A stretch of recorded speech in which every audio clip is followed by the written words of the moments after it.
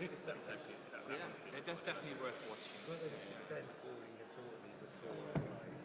It's not just me. No, he did say last night I was talking to him. But no, I can't. Anyway. How you doing, Fred? Mate, you right? Yeah. Shouldn't be here, but Yeah, I should. you had a good time off and stuff. Lots. Really busy. Yeah. Just the way Christmas fell, it was like there wasn't much room for time. Hi, I'm Nathan. Nathan Richardson. Fred, Nathan, Fred works at Dutchy. Which one are you? Troydry Farm in West Wales, close to Carrick. Close to Carrick, as we call it sometimes. It very occasionally comes out. In the summer, it must have been. Yeah, It's really well. It's so benign at Christmas. It's like, it's almost like spring. Did we just move on? Did you guys just move on with someone new? No. Yeah, I mean, this would have been much better suited for a smaller group where everybody would be close up and right here. Not a white flying anything everywhere. It just sort of subsided when we had a few frosts, and now it's just on the interesting. Some frost this morning, but spikes and hills and peel every smell because of that. Just the agroforestry growing at Swindon?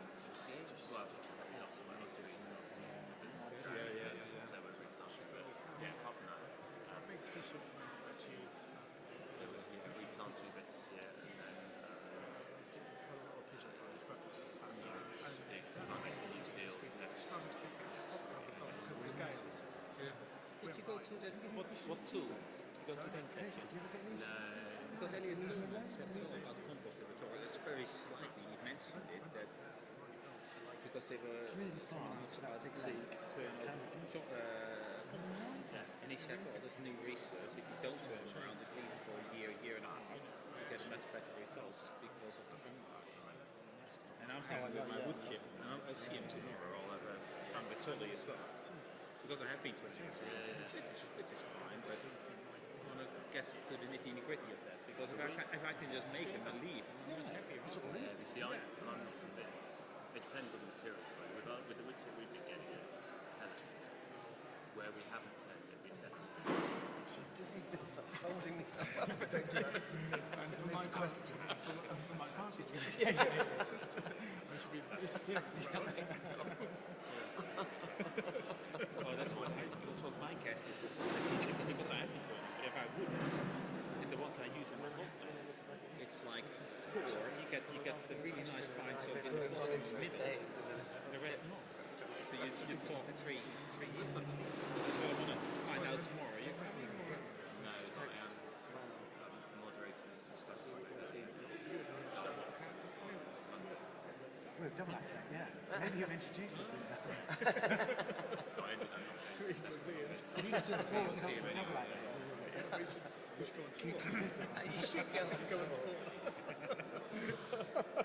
No, my first ever thing I did was with you. Salsa place. Yeah.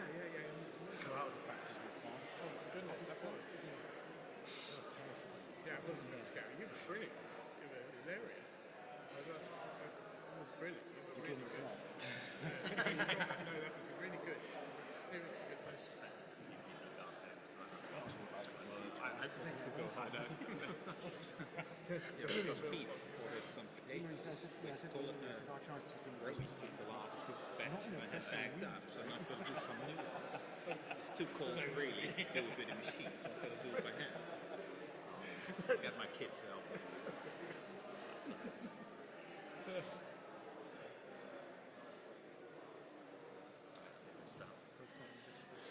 Good afternoon.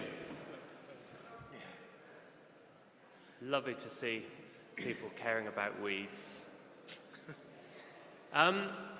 So, the initial idea for this session was that we all know that we all spend a lot of time talking about weeds. And also, there's always a lot of experts in the audience. So I thought with this session we'd have it very interactive.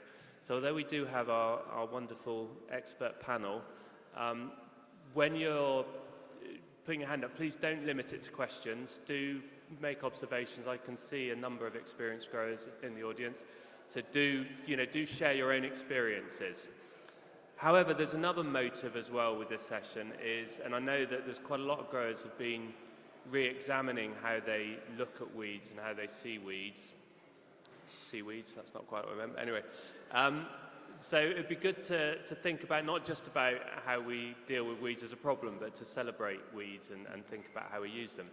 And on that note, in preparing for this, I thought I'd look up some different ways that people view weeds, and I've got a few different ideas that I came across. So, wild plants growing where they're not wanted and in competition with cultivated plants, or a plant in the wrong place, or a green manure, or a yield competitor was one that I heard earlier in the conference. A plant that interferes with the objectives of farming or forestry, that sounds very sort of corporate, or an insect habitat. Or here's another one that's obviously not written by a farmer. Any plant that requires some form of action to reduce its effect on the economy, environment, human health, or amenity. And then this one I quite like because it kind of put the emphasis back on us. This one is a plant not valued where it's growing. So in fact, it's our fault for not valuing it. It's not the plant's fault for being in the wrong place. And then I got slightly sidetracked by God's gift to the world brings peace when widely used. And then this really odd one, which I couldn't get at all, which was some plants are weeds regardless of where they grow. Really? And then there was a lovely quote yesterday. I don't know if any of you attended the session that Jez Taylor was talking in from Dalesford. And he said that his weed burden was not a burden to him. And I thought that was quite nice. So anyway, what we're going to do, we're going to have a very short introduction from our 4 panellists, who are not, if you've read your programs carefully, you'll realise they're not all the same as were listed. Unfortunately, Rebecca had to attend a funeral, so she wasn't able to come. And Pete was not well yesterday, so he pulled out.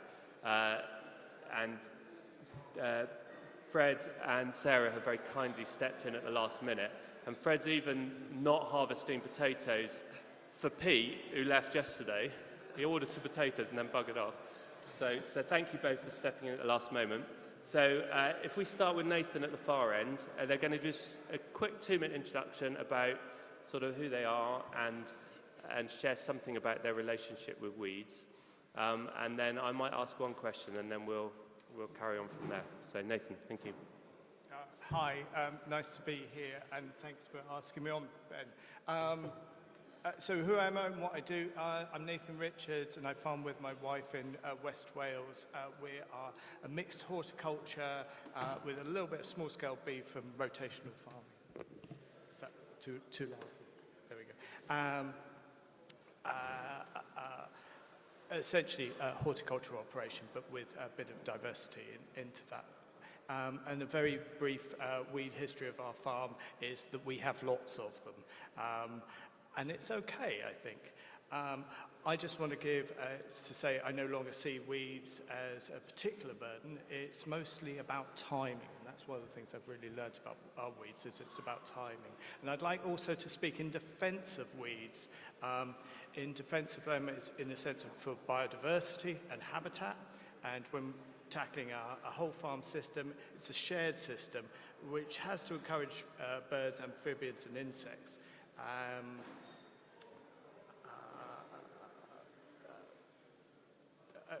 We also see some benefits from having weed cover some of the time.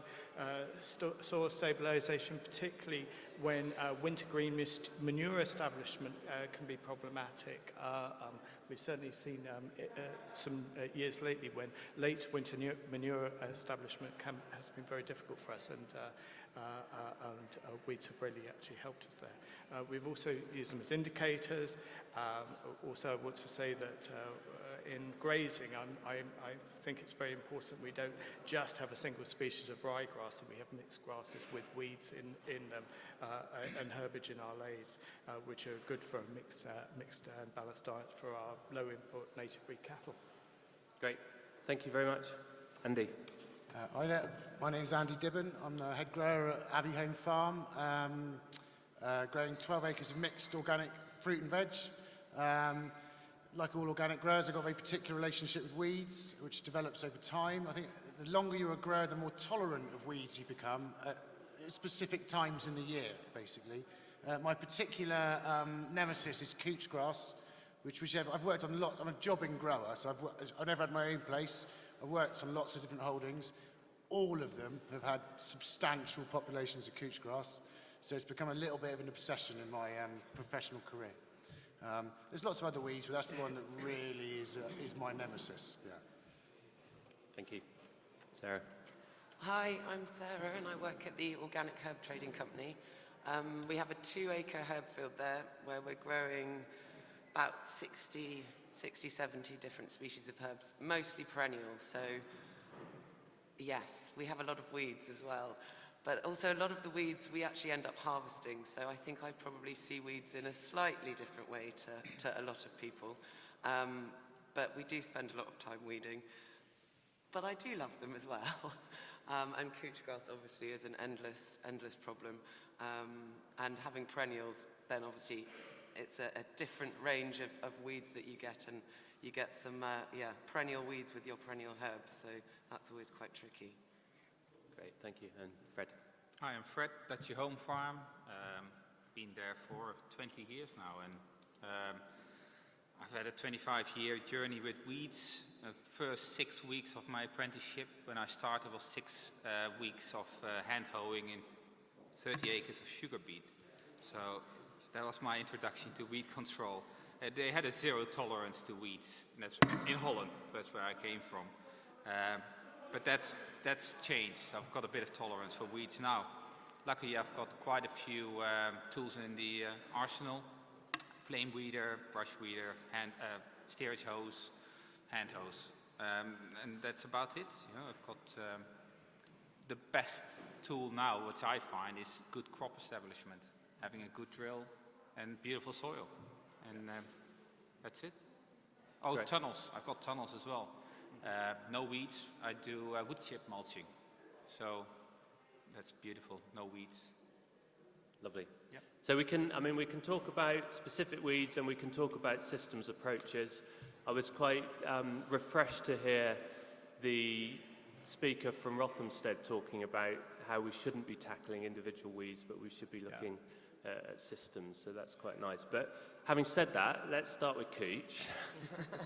And maybe start with Andy, since you have this close and troubled relationship with couch. It's a love-hate relationship, So I think traditionally the sort of approach to controlling couch grass that I got taught as I was learning my trade was essentially bastard fallowing. So taking a field out of production and cultivating it through the year, hopefully a hot, dry summer. And that's sort of been the standard way of dealing with couch quite a long time. Obviously, as the advancements in soil science have sort of really started to gather over the last sort of 15, 20 years, we've realised that continuous power harrowing of a field is not that great for soil structure. And also having bare soil for a long period is also just as bad for soil life and biotic life in the soil. So I've become involved in some innovative farmer trials recently, looking at using buckwheat to control couch grass. Sort of 2 years into that trial, we've had a few problems, but on our own holding, we're just starting to see the effects of it looking quite positive. Anecdotal evidence from elsewhere looks very, very positive. I don't think it's... a lot of people are looking towards buckwheat as being a one quick fix, get rid of your couch solution. I don't think they exist in farming. There isn't a one quick fix approach to any problem in farming. It's always a combined approach. But buckwheat definitely seems to be a key tool in doing that.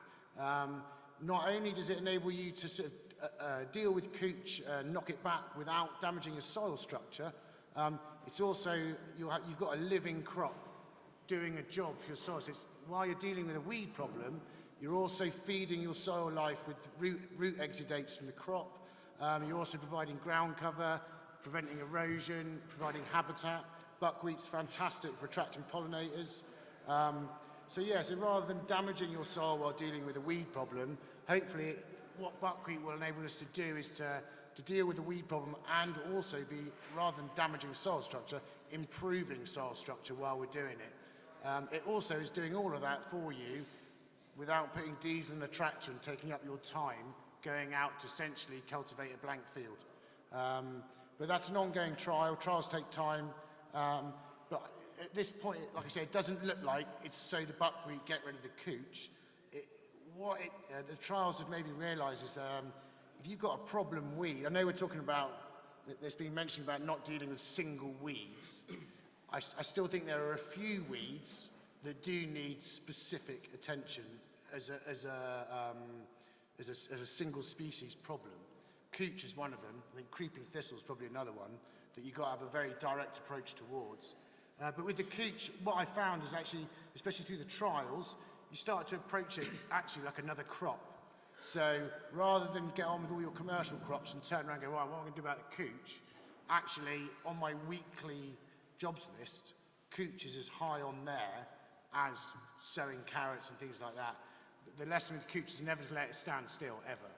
And the real danger times with cooch actually is this year's been quite bad. So a warm autumn, when it's got wet and you can't go out and do any more cultivating, cooch keeps on growing well into early winter. And in fact, this winter it's still growing now, basically in the fields. So yeah, I think, like I said, having the attitude that it's another crop, an anti-crop as such, and that you've got to pay it as much attention as your other crops, and that's how you really get on top of it. And yeah, timely action, like Nathan was saying, with all weeds, timing's the key. I mean, I think a lot of growers know the establishment, as Fred said, a really well-established crop. Brassicas are a classic, you know. A good brassica crop, 2 well-timed mechanical weeds. Generally, if you get them well-timed, that's all the weeding you need. And then the brassicas will shade out the weeds. So timing's absolutely critical. And then the other classics like rotation for different shading attributes of crops. So, you know, onions let in loads of weeds, brassicas get rid of loads of weeds. A potato crop picks the whole field up in the air, shakes it about and drops it back down. It's another great way of dealing with weeds. Also, the different weeding equipment you use for different crops deals with different weeds at different times in the rotation. So, yeah. Great. And I mean, Nathan, I was just interested, you know, you in West Wales, you don't normally have, you know, two days, let alone 2 weeks without rain. So how would you deal with cooch? That's quite interesting. Actually, I have to say that cooch isn't generally one of our biggest issues. I don't know whether it just drowns under our rain, or maybe that's it. Where I do find cooch, if anywhere, is in our polytunnels and actually in our protected cropping, which is the place that we really have, I would say, zero tolerance, whereas we're much more tolerant on the field.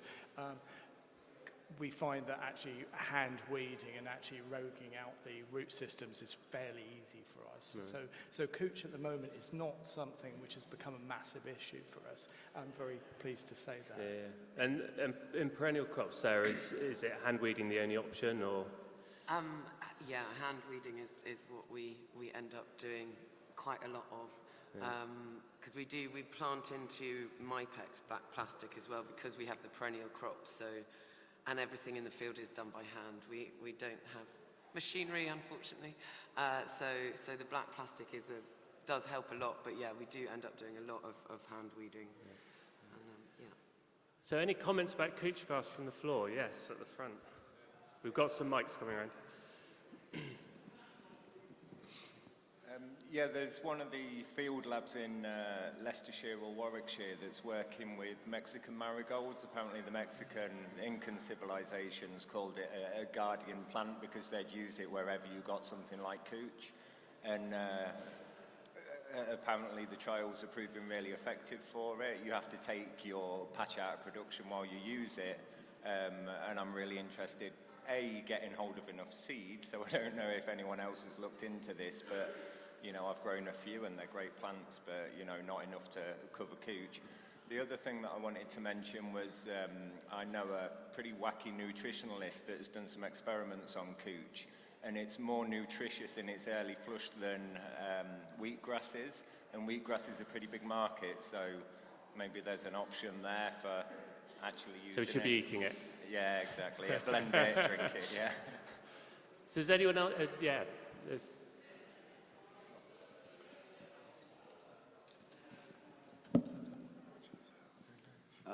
Yeah, we sell couch grass, so we buy couch grass, but unfortunately not a huge amount.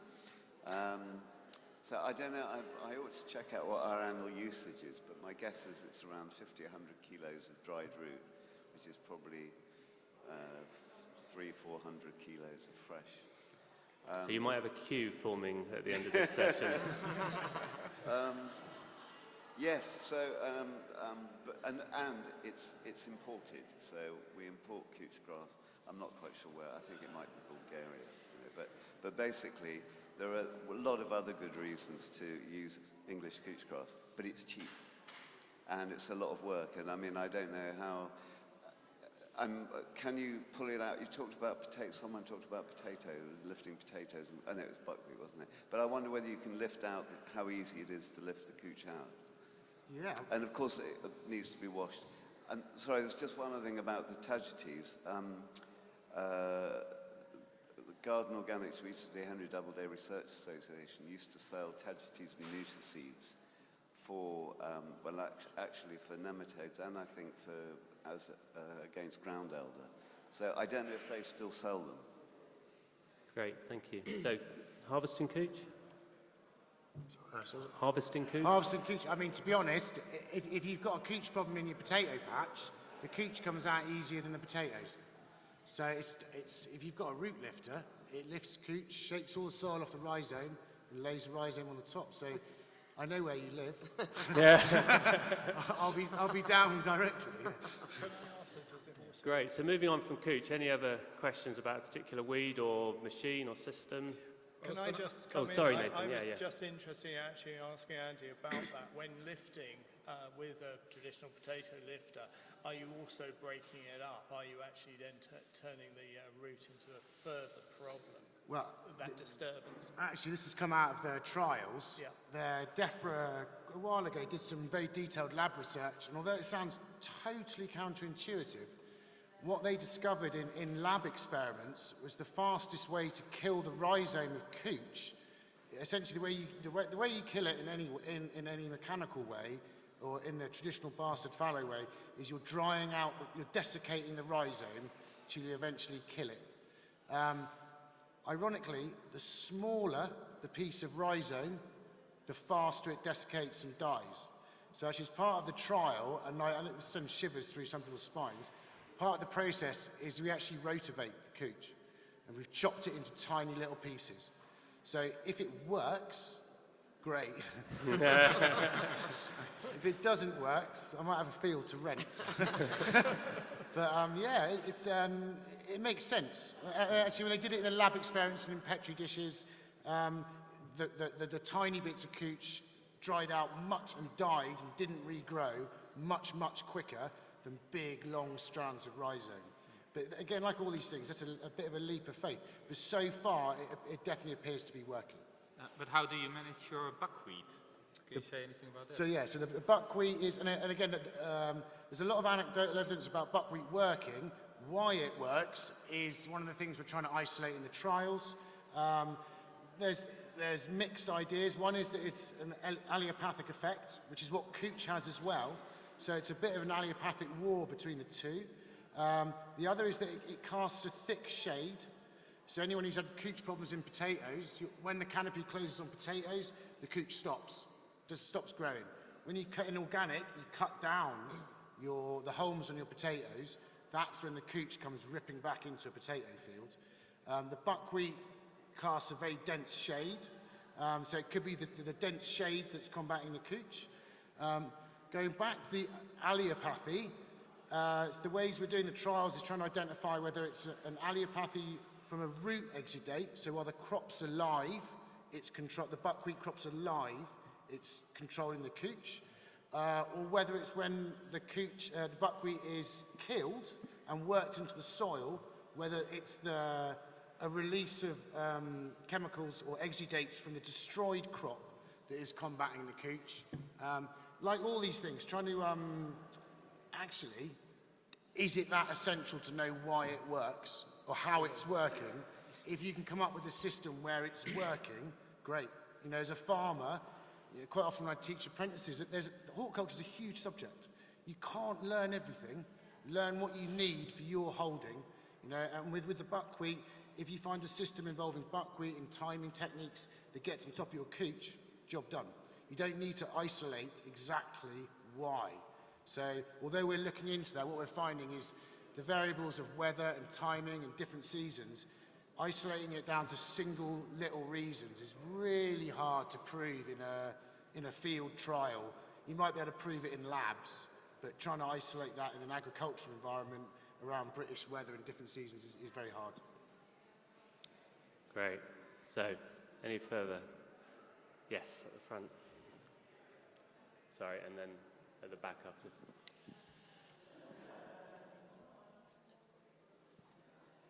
Sorry. Yeah. This is actually a follow-up. Does anyone have any results on Tagetes minuta against ground elder? Because Lawrence Hills was talking about that 30 years ago, and I would have thought everybody would know it by now if it worked. I didn't. Sorry, does anyone have the experience of Tagetes or you know, working or know the results? No. I know that as part of the cooch grass trial I'm involved in, the Tagetes has been mentioned a number of times, and people have had success with that with cooch grass. I think it's all anecdotal. I haven't seen any actual evidence-based. It's all word-of-mouth stuff that I've come across. And it may be that it works, but it's too expensive. You know, with some of these things, if the cost doesn't balance against the effect that you're having. It didn't, no. But maybe 30 years ago. Yeah. So, yeah. Anyway, so we had a question at the front as well, yeah? Hi, I was just wondering if anyone had experience with coltsfoot. I've started working on a patch of land which has some ornamental beds and a lot of veg growing, but I've got coltsfoot growing underneath a wall. I've got it underneath paths, and I'm just wondering if anyone has some advice for that. Anyone got any experience with coltsfoot? No. I know it, but I haven't had any problems with it. Oh, I'm really sorry, we can't help you on that one. So at the back maybe. Yeah, lady at the back, yeah. Hello, we also farm in Wales, but we're in the mountains, so our problem is bracken. And we're planting a lot of trees now. And so in the initial stages, bracken's a huge problem. And we don't really want to glyphosate everything. I mean, we've got 250,000 trees going in next winter, so it's quite a big problem. So has anybody got any advice about how to control bracken without drenching it in chemicals? Nathan, do you want to start this one? You must have some experience with bracken. Again, I don't have a huge experience with bracken on the farm. We have it just on some of our field margins, on our pasture fields, where it comes kind of incurring in from the woodland. We don't really have to do anything with it. It ends up going through the mower and into some of our hay, but that's about it. And I mean, my understanding is that cattle grazing is the most effective, but I don't have personal experience of it. I don't know if anyone in the audience does. Crimp rolling as well, isn't it? I think conservation, crimp rolling. So a roller with a offset bar across the roller, so you don't kill the bracken, you repetitively roll it, stress it out, fracture the stems, stays alive, and essentially slowly bleeds to death, but you're exhausting its energy supply. In conservation areas, they use, that's a technique they use. Yeah. Yeah. So does anyone in the audience have bracken experience? Yes, on the... Hi there, I work for Devon Wildlife Trust. So my colleagues who work on our nature reserves, they do a lot of bracken management. Their method is to strim it in July. And really, they use a star cord. I think that's a certain type of strimming cord that really cuts it up and then rake it off. And they've also had success with hand pulling the bracken. So that's in contrast to, the traditional sort of non-chemical approach of cutting and then rolling, like to bruise the stem. and then topping it off in the sort of August time before it spores. How many acres have you got to hand pull? Alan at the front, yeah. An organic vineyard, more an observation to some extent and question for anyone that has the experience. More a plant in the wrong place, creeping buttercup. It works very well for me because I'm looking for a low sward. And now I was recommended when I started a mixture of seeds, some of which are yarrow, for example, which is very good for insects, positive, but it grows too tall and it stops the airflow. So I'm looking for a low-growing sward, and this creeping buttercup came in, God knows from where, and it's creeping in. It likes a heavier soil, but it does well with white clover, for example. They seem to do quite well together. Red clover, not so much, but just be warned if you've got something, with vegetable growers, if you've got trees, it's a very good thing for growing underneath trees. It doesn't really compete with anything because the roots are so shallow. Mm-hmm. Great, thank you. There's a question at the back and then the lady at the front. Hi, yeah. It was just some comments about bracken management. So I've worked with a number of nature reserves where we've controlled bracken. And just to reiterate what you said about repeated sort of shredding and ripping to weaken the stems. So that works. Anything that basically tramples, rips, cuts, but you have to do it repeatedly. You can't just do one operation. It has to be multiple operations, which will gradually weaken the plants. And also livestock, as you mentioned, so as well as the grazing, it's the actual trampling effect, which has the effect of weakening the plant as well. So if you've got options to get livestock in there, then. But otherwise, yeah, ripping and cutting. The other point, so the timing of the operations is very important as well. So I'd check to see what species, especially of ground nesting birds, you've got in that area. So if you've got anything ground nesting, nightjar or anything like that, then just be very careful about timing the operations so that you're doing it after ground nesting birds are finished breeding. Great, thank you. The lady at the front, yeah. Bindweed in a market garden that gets tilled every year. Anyone? So this is in annual crops? Yes. Or, yeah. Bindweed in annual crops. Who would like to start on this one?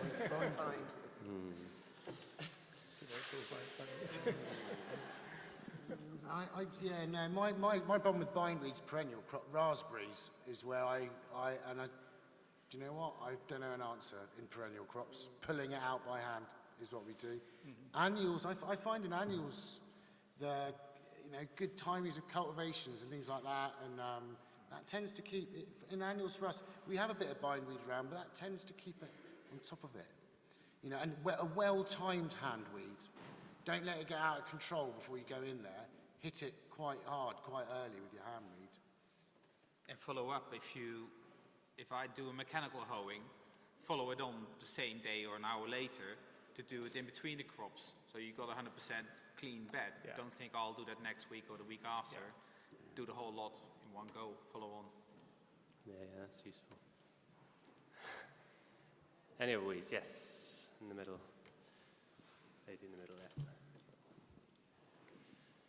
Hey, we have a problem with ragwort in the field. We've been hand pulling for, must be 15 years now. Not much reduction. Any suggestions? Ragwort. Ragwort, we don't have massive issues with ragwort, but I follow the same thing. It's just hand pull, and we essentially... We did try last year, maybe the year before, we did some cutting, but that didn't seem to help.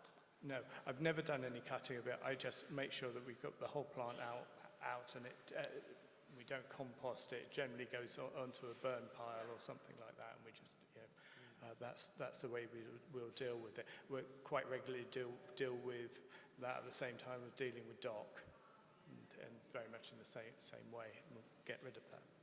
I did manage to reduce it a bit by going in quite late, just before it had flowered, and mowing it, and then mowing the regrowth, and that it helped a bit, and it was definitely quicker than hand pulling, but yeah. Any other burning weed issues? Yes. I was going to ask about timing. Seeing as one of you taught me, I should know this. But just like you've all said, timing is really important. So you weed at thread weed, or do you weed a little bit later? Obviously, the later you can weed, the fewer weeds you have to do. I did an experiment this late summer where I was weeding every week and trying to just whip up and down, do it every week. And that was really good. I didn't have very many weeds, but it was obviously taking time. So what's the maximum amount of time you can leave between? Is what I'm asking, really. I think quite regularly the choice isn't yours. Certainly, that's how I feel about it where I am in a very wet part of the country. I go with what I've got weather-wise, and the choice comes to me in actually having kit in the barn, if you like. I'd like to try to go for pre-emergent, and then get everything smaller and smaller. Sometimes it gets later and later and before you can get on because it's too wet. And so having a decent amount of kit that's going to help me often saves us.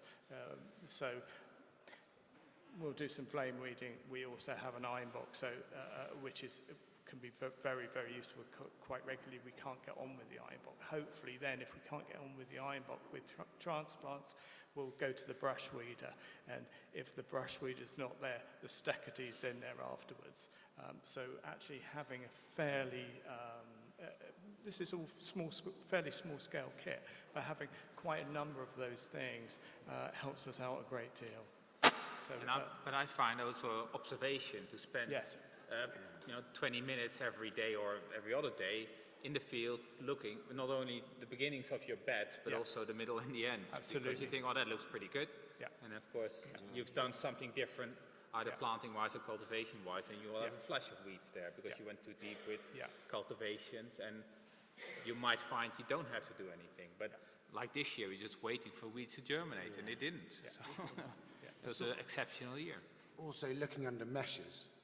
It's a classic. Out of sight, out of mind. You know, have a proper look. Take the mesh off and have a proper look. Don't just look through the mesh. And on that the timing one that I find the longer I'm a grower, you become a bit better at prioritising. In the spring, it's very easy when you're hardening off bays just for 3 months covered in plug plants, that whenever you do get a weather window, you always prioritise planting. Well, I used to when I first got into growing, and actually now there's a very natural rhythm that you have the first burst of planting, and then when you get the next weather window, or maybe after the second lot of planting, actually pause planting, go round, do your first weed and all your field crops, then go back to planting. So it's not, when I first started growing, you plant,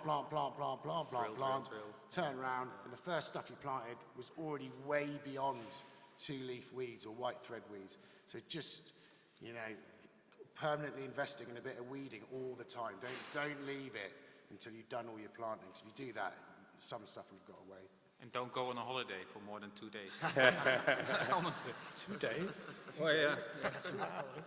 I remember when I first started gardening, I was doing more amenity stuff, and my lecturer said to me, always start weeding with the cleanest bed, because it's really quick and easy to keep that bed clean. If you always start with the most difficult one, by the time you finish the difficult one, the first one's really weedy again, and actually, if you left the really weedy one, it wouldn't be that much weedier in a couple of weeks' time. So that's what, with the 30 acres of sugar beets as well, we'd done it after a week. We went through the whole bit, and then we said to the farm, we're done. He said, well, start again. So, and after that, the leaves were there, and it was all fine. But that's true. And, about the 2 days holiday, you got to do it when you can. Or it might start to rain after the 2 days you've been on holiday. You can't do it, so even 2 days is too much. Yeah. Also, I'd also say sometimes not to be off put by those what appear to be gargantuan rows of germinating carrots.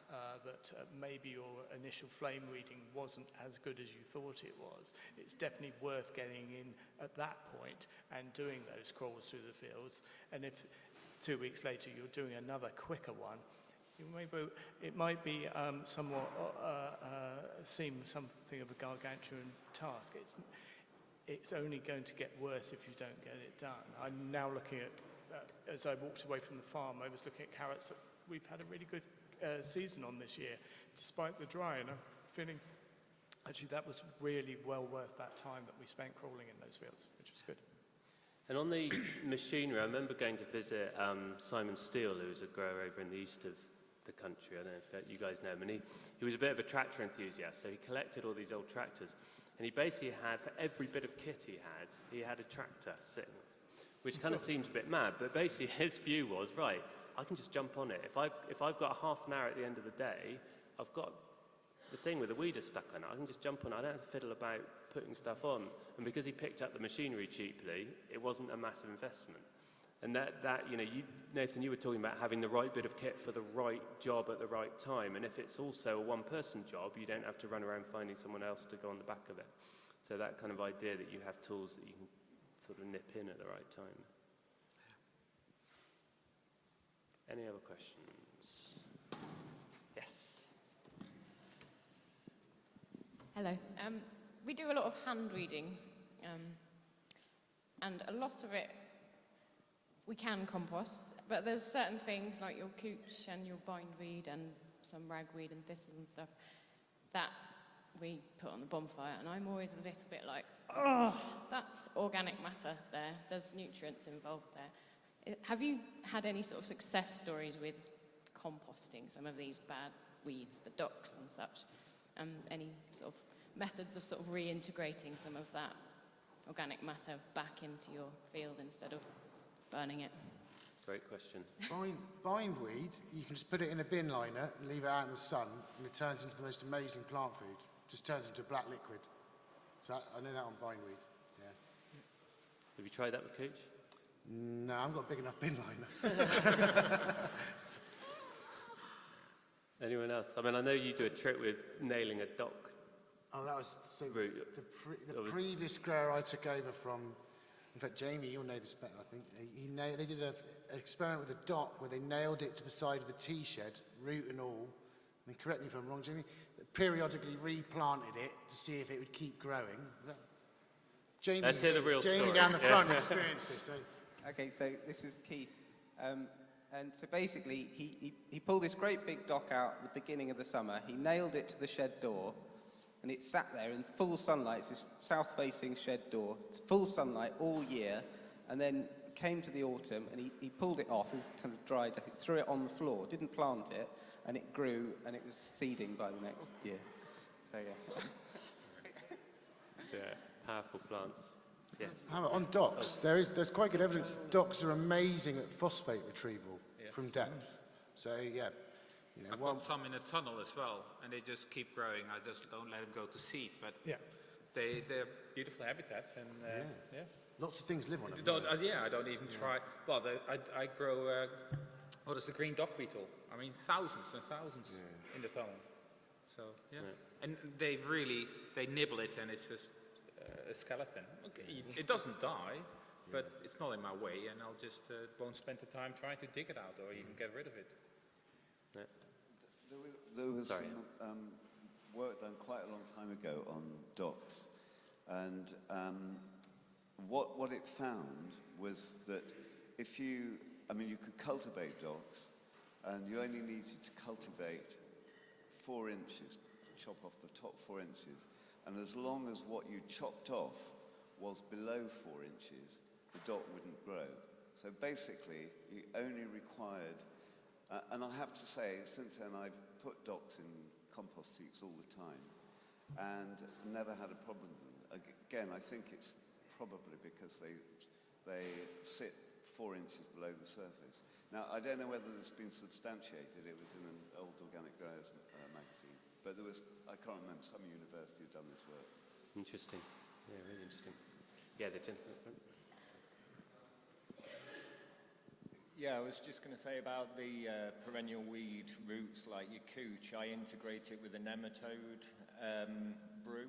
So put it all in a big, massive vat of water, put as many snails as I can possibly find on top of it, put a sheet of perspex over the top of it. When the snails die and turn mushy, then I spread it anywhere I've got a slug issue, and I just keep it ticking over like that, and eventually, you know, the stuff that's inside it, it just adds to the nutrient of the thing and keeps ticking over. I empty it probably every 2 years, and it smells bad, but it keeps the slugs down. Interesting, really interesting. Anyone, any other? Yeah, over on the right there.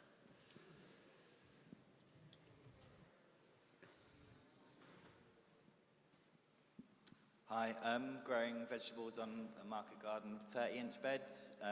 Does a panel or anyone in the audience have experience of flame weeders? Are they worth investing in? Are there good suppliers in this country? And the other question was, Fred, you mentioned good soil preparation for weed control at the beginning. I wonder if you could expand on that a little bit. So let's start with the flame weeders. I think you've all used flame weeders probably at some point.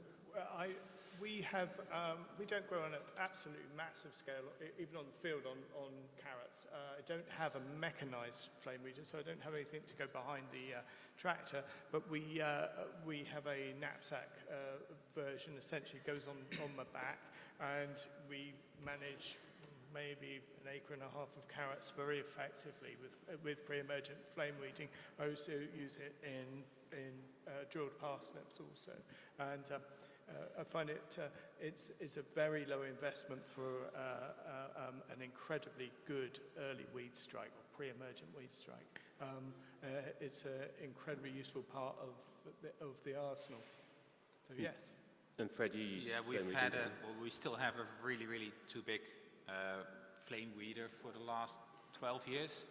It's due for renewal, but we won't. We'll get a smaller one, not as heavy, more efficient one. Well, we'll probably build it ourselves, but we have grown 10 acres of carrots, and you can almost not grow carrots in that scale without a flame weeder. I mean, it's so efficient. Yeah. You get a glass plate on the crops you've sown. You know, you hit the field a day before they germinate, and they come up clean on a clean bed, and straight away you fund the first battle. So, and the cost of it. You know, when we did the calculate, it was about £8 an acre. So, you know, try that in hand weeding. There's no way you can even come close. Of course, there still is hand weeding to be done, but a flame weeder is very essential almost. Yeah. But they are becoming more efficient in their energy use and lighter as well. Yeah. We grow on a bed, on a permanent bed system, so there's no compaction. But the machine, the burner that I do drag behind me, is just way too heavy. We do need it for the potatoes as well. Yeah. I just want to put in something you do have to be. There are some safety issues with them. You do need to be careful with your use of them. You obviously have got something which you can burn yourself with.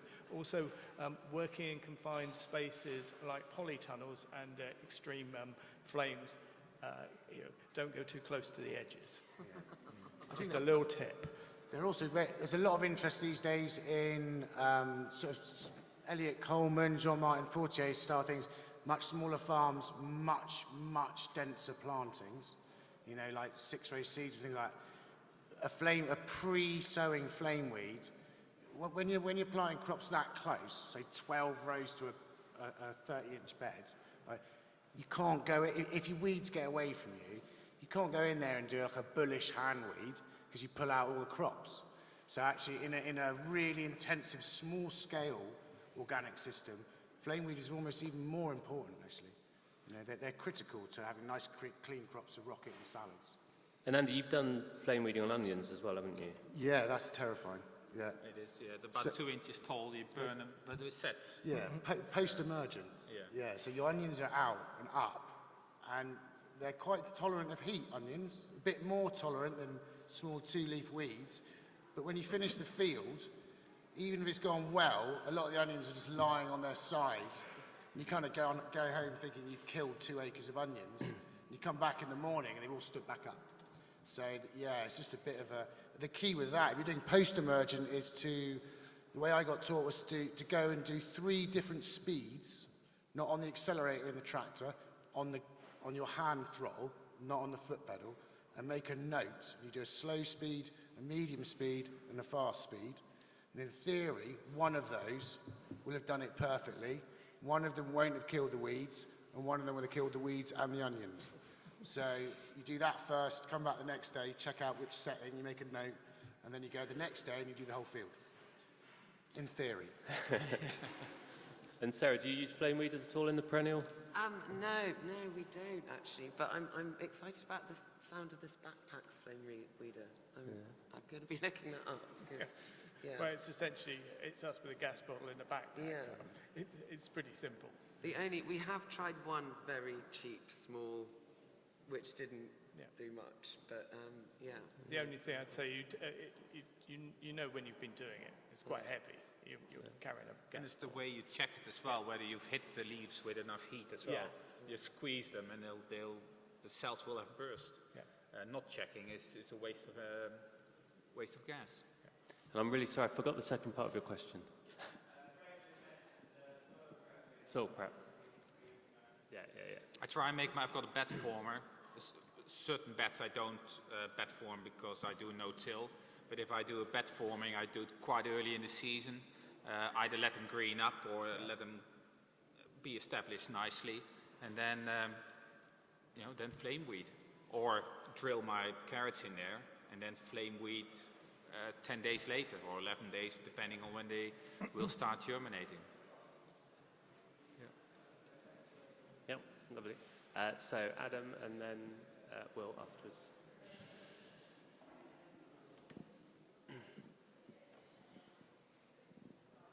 Hello. Has anyone in the room tried direct drilling brassica salads into a thick mulch of compost to avoid to avoid having so much weed in your row of salad? Because it's fine when you use transplants because you can get the weeds haven't germinated when you're planting, but with the direct drill and brassicas coming up so quickly, then I don't think flame weeding would work quite so well there. The thought occurred to me of having a thick mulch of compost and drilling into it, but I wonder how thick that mulch would need to be to actually prevent anything germinating at soil level. 2 inches, that sounds like quite a lot of compost. So direct drilling brassicas into compost. Have you tried it? How thick does it need to be? Direct drilling brassicas into compost, into a layer brassica of compost. salad. Brassica salads into compost. No, I haven't tried that. We've had a few problems with that. Where we use, because of the amount of the tunnels where I work are no dig or were no dig, and for other reasons we've just actually pulled them out of being no dig. So we had a few problems. But when we were using a lot of green waste compost, and actually green waste compost is terrible for trying to germinate crops into. And so things like rocket and like oriental salad crops, we were finding you had to pull the mulch aside, the green waste compost, find a bit of soil, drill into that. So you actually we weren't succeeding in drilling in, but I suspect that's the green waste is so dry that trying to keep it damp enough to encourage germination was a real challenge. But I imagine in a nice proper homemade compost, it should be all right. But if you do it on a field scale, I think you would find too many gaps in there, or that's why modules or bare root planting would be a much wiser path to take. But not so much for the salads. I don't do salads. No.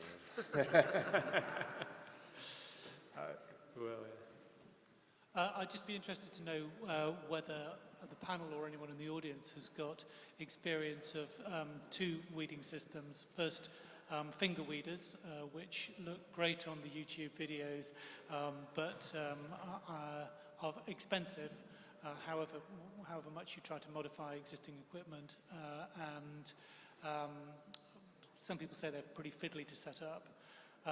The other thing that we're growing field scale veg.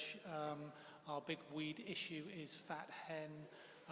We have had quite a lot of success with growing through a plastic biomulch But that's, again, a system that needs quite a lot of fiddling around with because of the problem of weed growth in the wheelings and particularly on the shoulders of the biomulch. So just wondering if there is any experience in the room that can help to guide us. Finger weeders and biomulch. I'll come in on finger weeders, if that's okay. We haven't had a great deal of experience. It's something we want to carry on with. We've recently bought a Steckety Interrow hoe, which we think is fabulous. We actually borrowed a set of finger weeders that go onto the back of that for this season. We had an immensely difficult time setting them up and getting them to actually set where they appeared to be doing any work. We're going to continue trying to get that system to work. As I agree with you, I've seen it working on YouTube videos. It all looks great. Actually, in our practical experience, and maybe it's my lack of experience as a farmer grower, but I'm working on that at the moment. It always looks incredibly promising. I'm glad that I haven't invested the money in purchasing those at the moment. I'm glad that I've got those on loan because I'm not entirely certain that they're going to work. Fred, I've had some. I gave them away. I think Pete still has them, doesn't he? Yeah. It's also, my beds are 150 to 180 meters long. I might have 2 or 3 different varieties on there. So your plants are different all the time.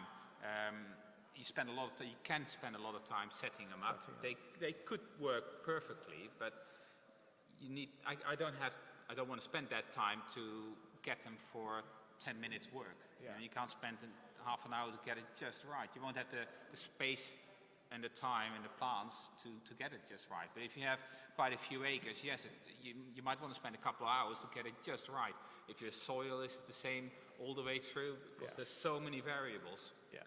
And I don't have that time. You want to go through, but also you have the soil disturbance. Although they work perfectly and they probably get rid of a lot of weeds, they also disturb the soil where you don't want it disturbed, between the plants where there is no weeds. And I love my hand hoeing, and I can walk through a crop quite quickly, just taking out the weeds that are there. If there's no weeds, I won't disturb the soil. So you don't lose any moisture, you don't open up the soil for other weed seeds or anything. So I think, yeah, on really big scale veg, yeah, they can work.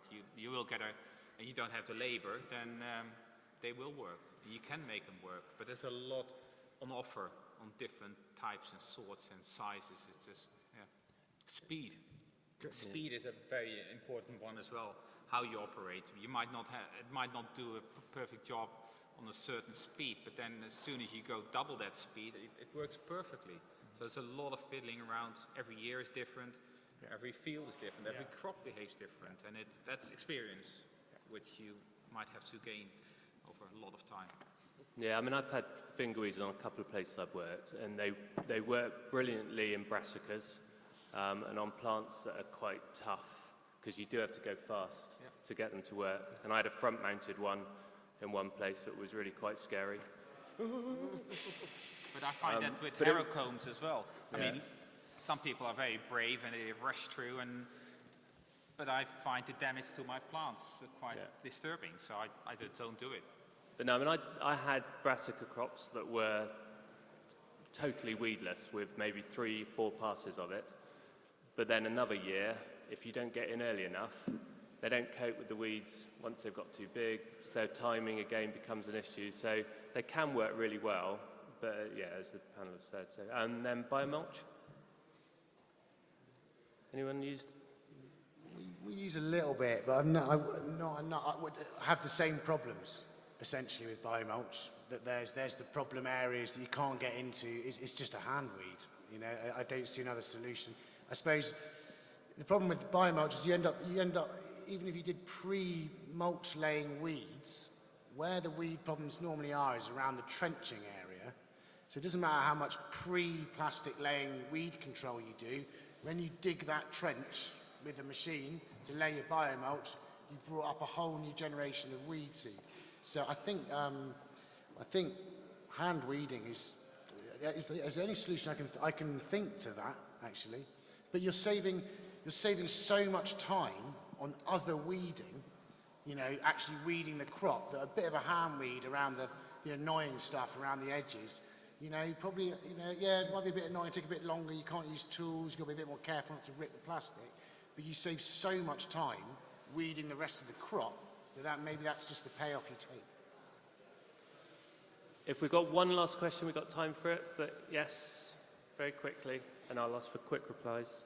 It is a quick one. Just wanted to say that I have direct sown lots of oriental brassica salads into green council waste compost, and it worked really, really well.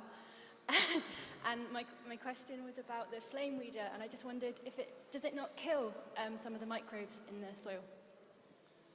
So green waste compost can work, sowing brassicas, but does flame weeding kill the life in the soil?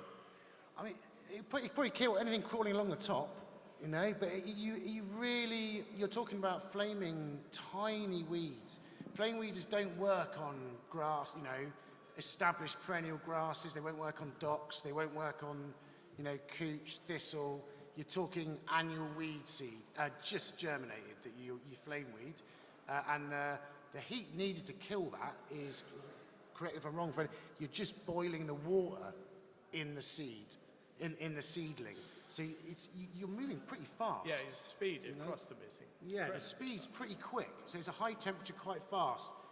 I don't think the heat goes deep enough to affect soil life. Yeah. You know, if there's a beetle on the surface, yeah, you might kill that. You know, so, but every time you touch the soil, you're killing something. So it's all about, you know, lessening your impact as much as possible. Yeah. Great. Well, thank you very much for the contributions from the floor and to our panellists, and particularly to Sarah and Fred for stepping in at the last minute.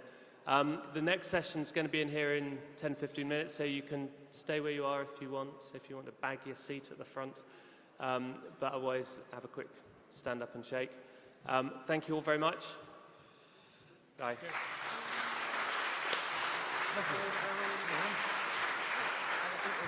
you.